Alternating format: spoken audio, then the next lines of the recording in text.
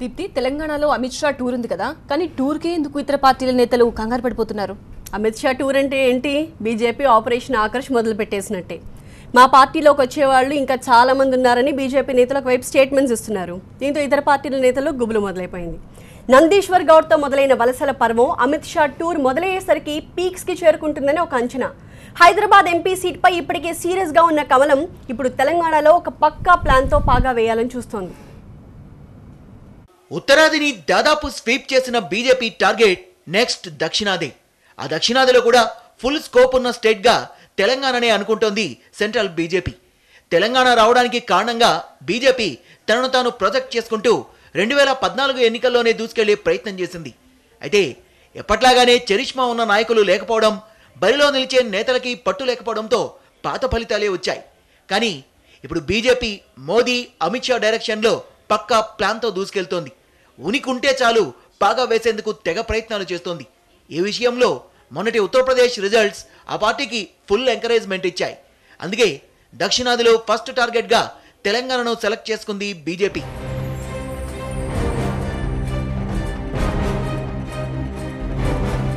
పేరుకు పొత్తున్న తెలంగాణలో మాత్రం బీజేపీ, టీడీపీ నేతలు ఎడముఖం పెడముఖంగానే ఉన్నారు. ఇక కాంగ్రెస్లో ఇంతకు ముందున్నట్లుగా చరిష్మా ఉన్న లీడర్లు ఇప్పుడు లేరని కూడా భావిస్తోంది. అందుకే టీఆర్ఎస్కు ప్రత్యామ్నాయంగా ఉన్నది తామే అని గట్టిగా నమ్ముతోంది బీజేపీ. వాస్తవానికి తెలంగాణ బీజేపీలో అప్పటికీ ఇప్పటికీ పెద్దగా తేడా లేకపోయినా నేతల ధైర్యం మాత్రం బ్రాండ్ అంబాసిడర్స్గా మోదీ, అమిత్ షాలే.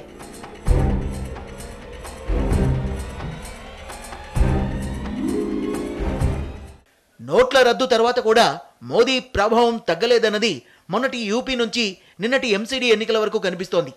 ఆయన బ్రాండింగ్కు తోడు వ్యూహాన్ని రచించడం, అమలు చేయడంలో పేరున్న అమిత్ షా ఇప్పుడు తెలంగాణ నేతలతో రెగ్యులర్ టచ్లో ఉంటున్నారు. ఈ నెలలోనే 3 రోజుల పాటు హైదరాబాద్ టూర్ వేస్తున్నారు. ఆయన డైరెక్షన్లో ఆపరేషన్ ఆకర్షకు ప్రయత్నాలు ప్రారంభించింది state BJP. TDP, Congress, TRS అసంతృప్తులు ఎక్కడున్నా సరే ముందు బీజేపీలోకి లాగాలన్నది పక్కా స్కెచ్. అందులో భాగంగానే పటాన్చెరుకు చెందిన మాజీ ఎమ్మెల్యే, కాంగ్రెస్ నేత నందీశ్వర్ గౌడ్ బీజేపీలో చేరారు. మొన్నటి వరకు కోమటిరెడ్డి బ్రదర్స్ కూడా బీజేపీలోకి వచ్చేస్తారని ఊహాగానాలు వినిపించాయి. వాస్తవానికి కోమటిరెడ్డి సోదరులు దాన్ని ఖండించినా ఇంకా పుకార్లు మాత్రం తగ్గలేదు. ఎందుకంటే నల్గొండలో కోమటిరెడ్డి వర్సెస్ ఉత్తమ్ కుమార్ రెడ్డి వర్గం ఆధిపత్య పోరు కనిపిస్తోంది. ఆ లుకలుకల కారణంగానే కోమటిరెడ్డి బ్రదర్స్ బీజేపీ వైపు చూస్తున్నట్లు అంతా భావిస్తున్నారు. అందులో నిజముందో లేదో కానీ బీజేపీ మాత్రం ఇలాంటి అసంతృప్తులపైనే కన్నేసింది. చర్చలు, మంత్రాంగం మొదలుపెట్టింది. ఎన్నికలంటూ వస్తే టీఆర్ఎస్లోకి వెళ్లలేని కాంగ్రెస్, టీడీపీ నేతలకు బీజేపీ ఒక ప్రత్యామ్నాయం కాబోతోంది. బీజేపీ కూడా పేరుండి నియోజకవర్గ అభ్యర్థిగా పట్టుంటే చాలు, వాళ్ళను వదులుకునే ప్రసక్తే లేదని భావిస్తోంది. కాంగ్రెస్ యొక్క ద్వంద్వ నీతి పట్ల, వారి యొక్క అవకాశవాద రాజకీయాల పట్ల విసిగిపోయినారు. చాలామంది వాళ్ళ తెలంగాణలో కూడా బీజేపీ వైపు చూస్తూ ఉన్నారు. మరి ఈరోజు ప్రజా వ్యతిరేక విధానాలు, రాజ్యాంగ విరుద్ధమైన నిర్ణయాలు తీసుకుంటున్నటువంటి టీఆర్ఎస్ పార్టీ, అది మతపరమైన రిజర్వేషన్లు కానివ్వండి, ఇతర అన్ని విషయాల్లో కూడా విభేదించేటువంటి వర్గాలు కూడా బీజేపీకి చేరునవుతున్నాయి. ఆ రకంగా బీజేపీ ఒక ప్రత్యామ్నాయ శక్తిగా తెలంగాణలో ఎదగడానికి మేము ఒక వ్యూహాత్మకంగా ముందుకు పోతున్నాం. ఏదైతే 15 రోజుల విస్తారక యొక్క కార్యక్రమం ఉందో అమిత్ షా గారు కూడా అందులో భాగంగానే మరి ఈ 3 రోజుల పర్యటన వస్తుంది. వాటితో కూలంకషంగా అన్ని విషయాలు చర్చించి తెలంగాణలో కూడా రాష్ట్రాల్లో బీజేపీని బలోపేతం చేయడానికి పలు చర్యలు మేము తీసుకుంటున్నాం. ఇక బీజేపీ ఫోకస్ చేసిన మరో కీ సీట్ హైదరాబాద్. ఎంఐఎం గుప్పెట్లో ఉన్న లోక్సభ స్థానాన్ని 2019లో ఎలాగైనా కైవసం చేసుకోవాలనుకుంటోంది కమలం. దానికి కూడా అమిత్ షా పక్కా స్కెచ్ గీసినట్లు సమాచారం. ఇప్పటిదాకా మీకు ప్రత్యామ్నాయం లేదు కాబట్టి పాత బస్తీలో మీకు ఓట్లు పడ్డాయి. అది కూడా 1%, 2% తప్పించి మీకు ఎప్పుడు ఓట్లు పడ్డది లేదు. ఇప్పుడు ప్రత్యామ్నాయంగా భారతీయ జనతా పార్టీ ఉన్నది. రాబోయే హైదరాబాద్ పార్లమెంటరీ ఎలక్షన్ ఎప్పుడైతే 2019లో ఎలక్షన్స్ అవుతాయో, పార్లమెంటరీ కాన్స్టిట్యుయెన్సీ గురించి మీరు మర్చిపోండి, మీరు ఓడిపోతా ఉన్నారు అని మేము చెప్తాం. आप हार जाएंगे, भारतीय जनता पार्टी जीत जाएगा हैदराबाद కాన్స్టిట్యుయెన్సీ में. రొటీన్ కి భిన్నంగా తెలంగాణలో బీజేపీ నేతలు ఇంత ఫోకస్ పెట్టడానికి కారణం జాతీయ స్థాయి నుంచి సూచనలు, మార్గదర్శకాలే అని తెలుస్తోంది. వాటిని ఇంకాస్త వ్యూహాత్మకంగా అమలు చేసేందుకు ఈ నెలలో స్వయంగా అమిత్ షానే వస్తున్నారు. ఆయన డైరెక్షన్లో వచ్చే 6-7 నెలల్లో పార్టీని బలోపేతం చేయడం, 2018 నాటికి బూత్ స్థాయిలో పట్టు పెంచుకోవడం, అందరికంటే ముందే ఎన్నికలకు సిద్ధం కావడం, ఇలాంటి వాటిపై పార్టీ నేతలు నోట్స్ ప్రిపేర్ చేసుకుంటున్నారు. దీప్తి, చంద్రబాబు క్యాడర్కు రెగ్యులర్గా చెప్పే మాట ఏంటి? ఏముంది, ఐకమత్యమే మహాబలం అంటారు. కానీ తమ్ముళ్ళు మాత్రం అధికారమే ప్రథమావధి అంటున్నారు. అవునా? ఆ స్థాయిలో ఉంది ఆధిపత్య పోరు. ఆ పోరు ఎంతగా ముదిరింది అంటే మహానాడు కోసం ఏర్పాటు చేసిన సమన్వయ భేటీలో చంద్రబాబు క్లాసులు పీకాల్సిన పరిస్థితికి వచ్చింది. మొన్నటి వరకు 1-6 జిల్లాలకే పరిమితమైన వర్గపోరు ఇప్పుడు వలసలతో మిగతా జిల్లాలకు విస్తరిస్తోంది. మరో 20 ఏళ్ల పాటు ఏపీకి టీడీపీనే అధికార పక్షం అంటున్నారు చంద్రబాబు. కానీ ఈ క్రమంలో ఎదురయ్యే అవాంతరాలు ఆయనకు తెలియనివి కాదు.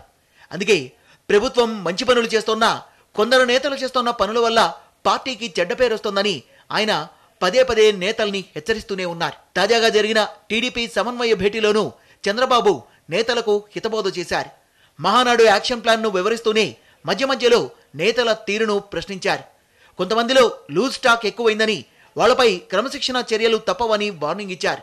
ద్వితీయ శ్రేణి నేతలపై సీనియర్లు ఫోకస్ పెట్టాలని, పటిష్టమైన నాయకత్వం కోసం వేట మొదలు పెట్టాలని సూచించారు. అధికారంలో ఉన్న ఏపీ టీడీపీలో ప్రస్తుతం లుకలుకలన్నీ వలసొచ్చిన నేతలతోనే. మొన్నటికి మొన్న పదవుల పంపకం సమయంలోనూ అదే అసంతృప్తి చాలా మందిలో కనిపించింది. రాను అనేక కారణాలతో విస్తరిస్తోంది. ఈ క్రమంలో చంద్రబాబు మరిన్ని నామినేటెడ్ పోస్టుల భర్తీకి ఓకే చెప్పారు. అయితే నేతల మధ్య సమన్వయం, సంప్రదింపులు లేకపోతే మాత్రం పార్టీ పరువు, ప్రభుత్వం ప్రతిష్ట దెబ్బతింటుందని గట్టి స్వరంతోనే చెప్పుకొచ్చారు. చంద్రబాబు ఇంత సీరియస్ కావడానికి కారణం జిల్లాల్లో తలనొప్పిగా మారిన ఆధిపత్య పోరి. కడపలో రామసుబ్బారెడ్డి వర్సెస్ ఆదినారాయణ రెడ్డి, కర్నూలులో భూమా శిల్ప వర్గాల మధ్య నంద్యాల పోరు, తాజాగా ప్రకాశం జిల్లాలో కరణం వర్సెస్ గొట్టిపాటి వార్ పార్టీకి తలనొప్పిగా మారాయి. ఎప్పటినుంచో కరణం, గొట్టిపాటి కుటుంబాలకు రాజకీయ వైరం ఉంది. మారిన రాజకీయ పరిస్థితుల్లో గొట్టిపాటి రవికుమార్ వైసీపీ నుంచి టీడీపీలోకి చేరడంతో కరణం వర్గం తీవ్ర ఆగ్రహంతో ఉంది.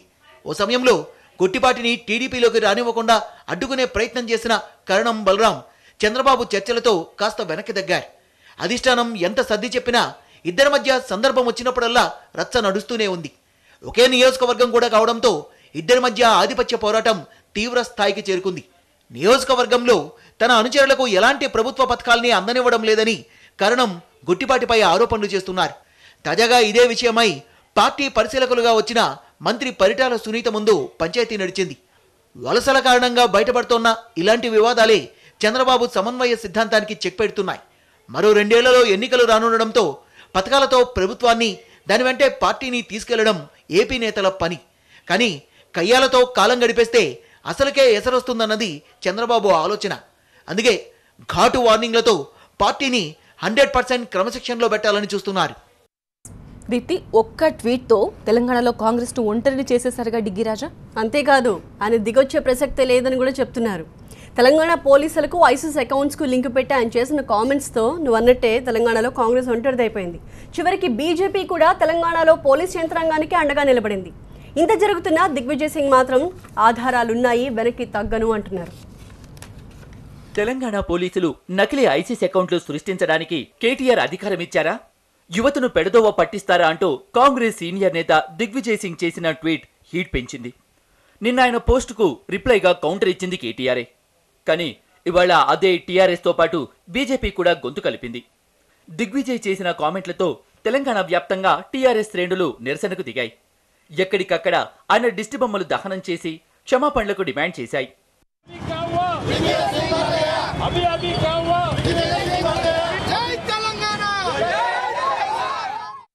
దిగ్విజయ్ ఎక్కడుంటే అక్కడ కాంగ్రెస్ పార్టీ నాశనమే అన్నారు హోంమంత్రి నాయని. 2014లో కాంగ్రెస్తో పొత్తు చర్చల్ని చెడగొట్టింది దిగ్విజయ్, జైరాం రమేష్లే అని గుర్తు చేశారు. దిగ్విజయ్ సింగ్ ఆ దిగ్గుముందరబడిన పార్టీకి ఇన్ఛార్జు ఈయన వల్ల సర్వనాశనమైంది. అసలు పోయినసారి ఎన్నికల్లో కాంగ్రెస్ మేము కలిసి పోరాటం చేయాలని మా ముఖ్యమంత్రికి ఉండే. కానీ ఈ దిగ్విజయ్ సింగ్, జయరాం రమేష్ వచ్చి చెడగొట్టాడు మా ఇద్దరి మధ్య రిలేషన్. తెలంగాణ పోలీసుల మీద కాంగ్రెస్ ఇన్ఛార్జ్ దిగ్విజయ్ చేసిన ఆరోపణలకు సాక్ష్యాలు చూపించాలని డిమాండ్ చేశారు టీఆర్ఎస్ ఎంపీ డి శ్రీనివాస్. దేశవ్యాప్తంగా తెలంగాణ పోలీసులకు ఉన్న మంచి పేరు చెడగొట్టడానికే ఆయన ఇలాంటి ట్వీట్లు చేశారని ఆరోపించారు. దిగ్విజయ్ వ్యాఖ్యల్ని అన్ని పార్టీలు ఖండించాలన్నారు శ్రీనివాస్. దిగ్విజయ్ సింగ్ గారి దగ్గర సాక్ష్యాధారాలు ఉంటే అవి బయట పెట్టమనండి. అప్పుడు దానిపైన ఏ రకమైన చర్యలు తీసుకోవాలో, ఎవరి పొరపాటు ఏందనేది ఖచ్చితంగా మా ప్రభుత్వం రియాక్ట్ అవుతుంది, కేంద్ర ప్రభుత్వం కూడా రియాక్ట్ అవుతుంది. ఇప్పుడు మట్టుకు ఆయన చేసిన మాటలు ఏవైతే ఉన్నాయో above the party lines all political should react. Diggi రాజేసిన అగ్గిపై టీఆర్ఎస్ఏ కాదు బీజేపీ కూడా మండిపడుతోంది. కాంగ్రెస్ నేతలు రక్షణ వ్యవస్థల గురించి చెడుగా మాట్లాడటం సరికాదన్నారు బీజేపీ నేత కృష్ణసాగర్. దిగ్విజయ్ సింగ్ తాను చేసిన వ్యాఖ్యలకు ఆధారాలు చూపాలని లేదా క్షమాపణలు కోరాలని డిమాండ్ చేశారు.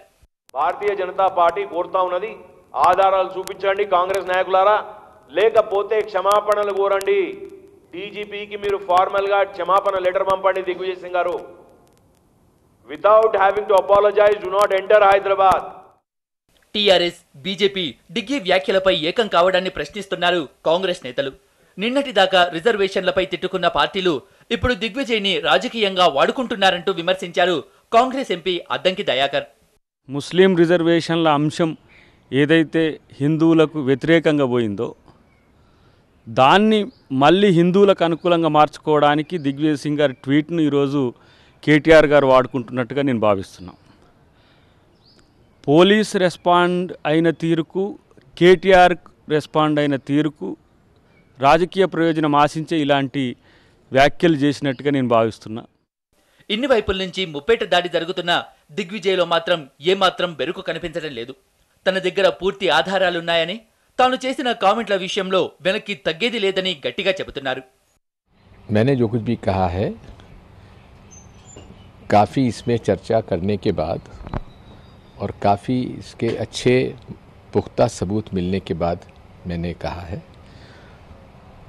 मेरी आपत्ति इतनी भर है कि जिस प्रकार से मुस्लिम युवाओं को एक बेट देकर उनको इन चीज़ों में फंसाया जा रहा है, वो एथिकली मॉरली ठीक नहीं है. रेडिकल मुस्लिम्स को आइडेंटिफाई करने की ये तरीका ठीक नहीं है.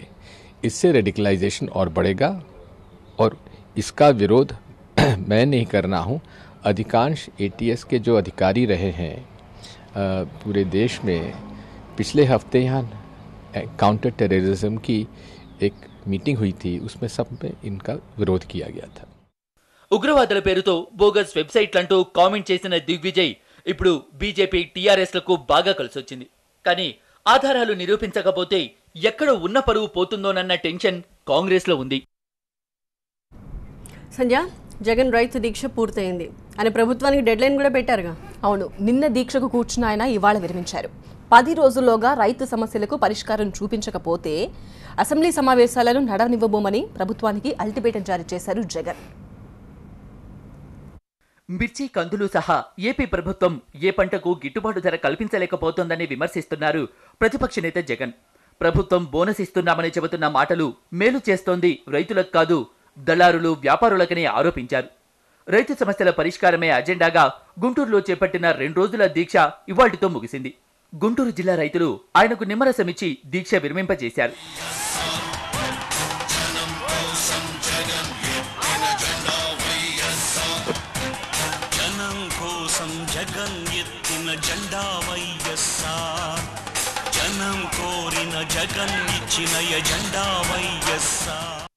దీక్ష ముగింపులో పోలవరం ప్రాజెక్టుపైన జగన్ ప్రభుత్వాన్ని టార్గెట్ చేశారు. ప్రాజెక్టు 16 కోట్ల అంచనా వ్యయాన్ని సర్కార్ 40 కోట్లకు పెంచిందని ఆరోపించారు. రైతు సమస్యల పరిష్కారానికి 10 రోజుల సమయం ఇస్తున్నామన్నారు జగన్. ఈలోపుగా గిట్టుబాటు ధర కల్పించకపోతే జీఎస్టీ కోసం ఏర్పాటు చేసిన ప్రత్యేక అసెంబ్లీ సెషన్ను అడ్డుకుంటామని హెచ్చరించారు. ఈ పోరాటం ఇంతటితో ఆగదు. ఈ నెలలోనే జీఎస్టీ బిల్లు పెట్టడానికి చంద్రబాబు నాయుడు గారు అసెంబ్లీని సమావేశపరుస్తానని అంటున్నాడు. ఆ అసెంబ్లీ సమావేశపెట్టే లోపల రైతులకు కన్నా మంచి జరగకపోతే నువ్వు అసెంబ్లీని నడుపుకోలేవు చంద్రబాబు నాయుడు గారు అని చెప్పి నేను గట్టిగా చెప్తా ఉన్నా. మరోవైపు టీడీపీ నేత ఆనం వివేకానంద జగన్ దీక్షపై సెటైర్లు వేశారు. అసలు ఆయనకు వ్యవసాయం అంటే తెలుసా అని ప్రశ్నించారు.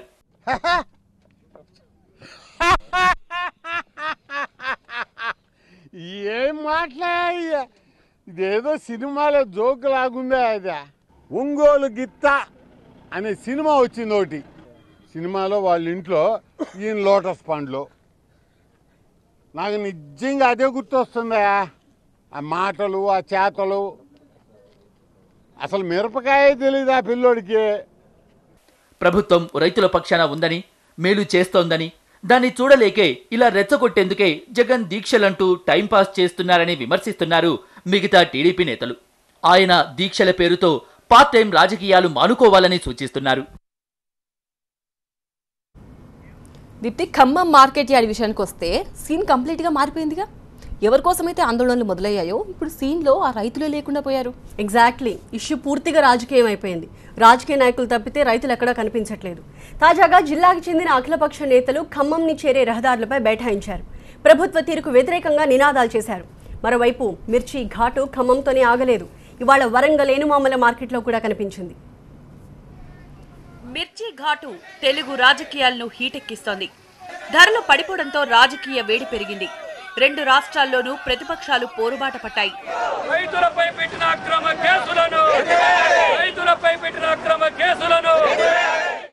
ఇటీవల ఖమ్మం మార్కెట్లో చోటు చేసుకున్న పరిణామాలతో అఖిలపక్ష నేతలు రోడ్డెక్కారు. మిర్చికి మద్దతు ధర ఇవ్వాలని, రైతులపై పెట్టిన కేసులను తక్షణమే ఎత్తివేయాలని డిమాండ్ చేస్తూ సిపిఎం, సిపిఐ, టీడీపీ పార్టీలు రహదారుల దిగ్బంధన కార్యక్రమం చేపట్టాయి. దీంతో కొన్ని ప్రాంతాల్లో ఉద్రిక్తత నెలకొంది.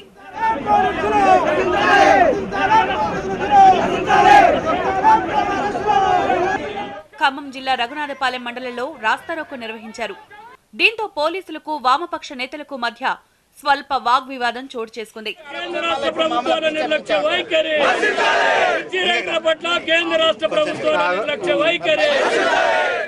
ముదిగొండ దగ్గర ఖమ్మం కోదాడ రహదారిపై ధర్నాకు దిగారు. ఈ ఆందోళనలో పాల్గొన్న టీడీపీ ఎమ్మెల్యే సండ్ర వెంకట వీరయ్య, వామపక్ష నేతలను పోలీసులు అరెస్ట్ చేశారు. ఇది రైతాంగ ఉద్యమం, అందుకనే ఈ రైతాంగ ఉద్యమాన్ని ప్రభుత్వం గమనించాలా. రైతులు 1,20,000 ఎకరాల్లో ఖమ్మం జిల్లాలో మిర్చి సాగు చేయడం జరిగింది. ప్రతి కుటుంబానికి రైతాంగానికి సంబంధించిన మిర్చి పంట ముడిపడి ఉంది. అందుకని అరెస్టు కాదు, ప్రభుత్వం ముందుకు దిగి వచ్చి రైతాంగాన్ని ఆదుకోవాలని చెప్పి మేము డిమాండ్ చేస్తున్నాం. ఇటు వరంగల్ ఏనుమాముల మార్కెట్ పూర్తిగా పోలీసుల ఆధీనంలోకి వెళ్లిపోయింది. మార్కెట్ యార్డులు పూర్తిగా పోలీసుల వలయంలోకి వెళ్లిపోవడంతో గిట్టుబాటు ధర కోసం కనీసం వ్యాపారులు ప్రశ్నించే స్వేచ్ఛను కూడా కోల్పోయారు అన్నదాతలు. 3 రోజుల సెలవుల తర్వాత ఏనుమాముల మార్కెట్ యార్డుకు సుమారు 1,00,000కు పైగా మిర్చి బస్తాలొచ్చాయి. అయితే ఆధార్ కార్డ్, పట్టాదారు పాస్బుక్ వెంట తెచ్చుకున్న రైతులను మాత్రమే మార్కెట్లోకి అనుమతించారు. మిగతా వారిని వెనక్కి తిరిగి పంపించారు. ఇటు మార్కెట్ యార్డులో క్వింటా మిర్చి ధర 1,000 రూపాయలకు పడిపోవడంతో మార్కెట్ యార్డు కార్యాలయం ముట్టడికి ప్రయత్నించారు రైతులు. రైతులు కలిసేందుకు వెళ్లిన కాంగ్రెస్ నేత గండ్ర వెంకటరమణారెడ్డితో సహా మరికొంతమంది నేతలను అరెస్ట్ చేశారు పోలీసులు. యనమల మార్కెట్ పరిస్థితి చాలా దారుణంగా ఉంది. బయటకు చెప్పడం అయితే 4,000 నుంచి 5,000 నడుస్తుందని చెప్తున్నారు తప్ప వ్యాపారస్తులు మాత్రం 1,500 నుంచి 2,000 రూపాయల వరకే కొంటున్నారు. ఇవాళ ఆ రేటు కొన్నట్టయితే రైతుకి అయితే ఏమి గిట్టేది లేదు. మిర్చి రైతుకు మినిమం 6,000 నుంచి 7,000 మద్దతు ధర కలిగించినట్టయితే పురుగు మందుల బాకీలు కానీ ఇటువంటి బాకీలు కట్టుకోవాలి, రైతు ముందుకు వెళ్ళగలడానికి అవకాశం ఉంటుంది. ఖమ్మం మార్కెట్లో గొడవలైనాయని ఇక్కడ పోలీస్ క్యాంపులో పెట్టి అది అని ఇదాన్ని రాద్ధాంతం చేసాడు తప్ప రైతుకు గిట్టుబాటు ధర ఇస్తే ఎవడు గొడవ ఎందుకు చేస్తాడండి? గొడవ ఎవడు చేయడు. గొడవ చేయడానికి రైతు పండించిన ధాన్యం కోసం ధాన్యం అమ్ముకోవడానికి వచ్చిండే తప్ప కానీ రైతు గొడవ చేయడానికి కాదు కదా. ఖమ్మంలో ఈ వివాదమే చల్లారలేదు. ఇటు వరంగల్ జిల్లా ఏనుమాముల మార్కెట్లోనూ ఇదే తరహా ఉద్రిక్తత కనిపించింది. వారం రోజుల సెలవు తర్వాత మార్కెట్ ఓపెన్ అయింది. దీంతో ఒక్క రోజులో 1,00,000 బస్తాలకు పైగా మిర్చి తరలొచ్చింది. దీంతో కంట్రోల్ చేయలేకపోయిన సిబ్బంది ఆధార్ కార్డ్, పాస్బుక్ ఉన్నవాళ్లనే లోనికి అనుమతించడంతో రైతుల ఆగ్రహం కట్టలు తెంచుకుంది. 2 చెక్పోస్టులు పెట్టి రైతులను డాక్యుమెంట్స్ ఉన్నవాళ్లను తప్ప అనుమతించకపోవడంతో పరిస్థితి అదుపు తప్పింది. ఏపీ, తెలంగాణ రాష్ట్రాలకు ఉమ్మడి గవర్నర్గా ఉన్న నరసింహన్ పదవీ కాలాన్ని కేంద్రం మరికొంతకాలం పొడిగించింది. ప్రత్యేకంగా ఇంత గడువు అని చెప్పకపోయినా రాష్ట్రపతి ఎన్నికల నేపథ్యంలో తదుపరి ఆదేశాలు వచ్చే వరకు గవర్నర్గా కొనసాగాలని కేంద్ర హోంశాఖ సూచించింది. వాస్తవానికి పొడిగింపు లేకపోతే నరసింహన్కి ఇవాళ రాజ్భవన్లో last working day. Presidential elections, 2 రాష్ట్రాల మధ్య ఇంకా కొలిక్కిరాని వివాదాల నేపథ్యంలో ఆయన్నే పదవిలో కొనసాగించాలని కేంద్రం డిసైడ్ అయింది. చూద్దాం. చూస్తూనే ఉండండి టీవీ 9.